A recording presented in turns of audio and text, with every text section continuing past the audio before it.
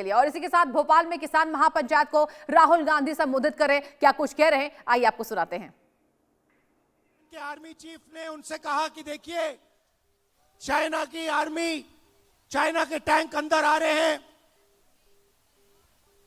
मुझे क्या करना है? कोई जवाब नहीं। उसके बाद 2 घंटे बाद फिर से नरवणे जी ने डिफेंस मिनिस्टर को कॉल किया। कहते हैं आप मुझे ऑर्डर दीजिए, 2 घंटे हो गए हैं, आप प्रधानमंत्री से पूछिए मेरा ऑर्डर क्या है।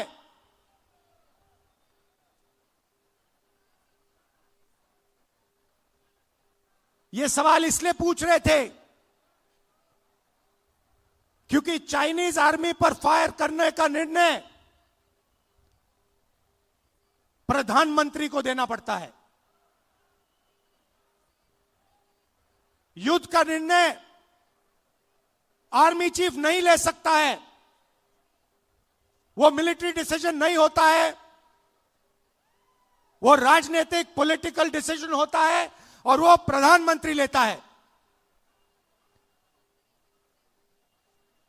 चाइना की आर्मी अंदर आ रही है, हिंदुस्तान के आर्मी चीफ घंटों फोन लगा रहे हैं, कोई जवाब नहीं।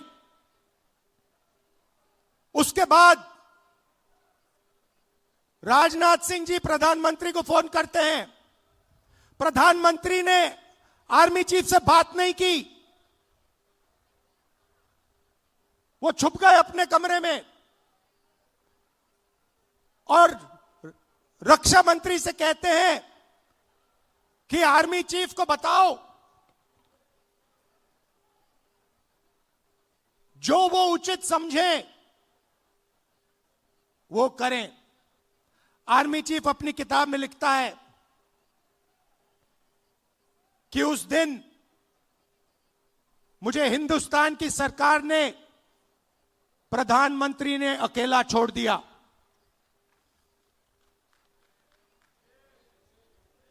बात समझिए,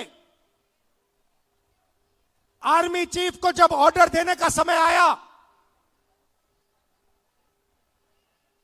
चाइनीज टैंक्स को रोकने का ऑर्डर आया, हमारे प्रधानमंत्री गायब हो गए। यह तो शुरुआत थी। पार्लियामेंट में यह बोलने की कोशिश कर रहा था, बोलने नहीं दिया। जैसे मैं बोला, अमित शाह, नरेंद्र मोदी जी ने अमित शाह जी की ओर देखा, अमित शाह की ओर देखा और अमित शाह जी खड़े हो गए, बीजेपी के नेता खड़े हो गए, मुझे बोलने नहीं दिया। बात 4-5 घंटे चली। पहले मैंने किताब दिखाई, कहते हैं यह किताब नहीं, पहले मैंने मैगजीन का आर्टिकल दिखाया, कहते हैं नहीं आप मैगजीन का आर्टिकल कोट नहीं कर सकते। फिर मैंने कहा ठीक है।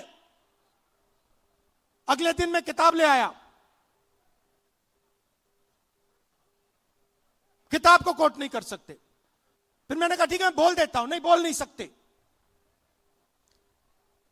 मगर मजे की बात यह नहीं है, मजे की बात दूसरी है।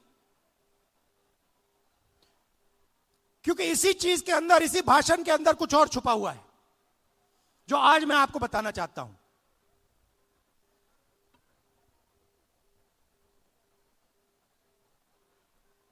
हुआ क्या,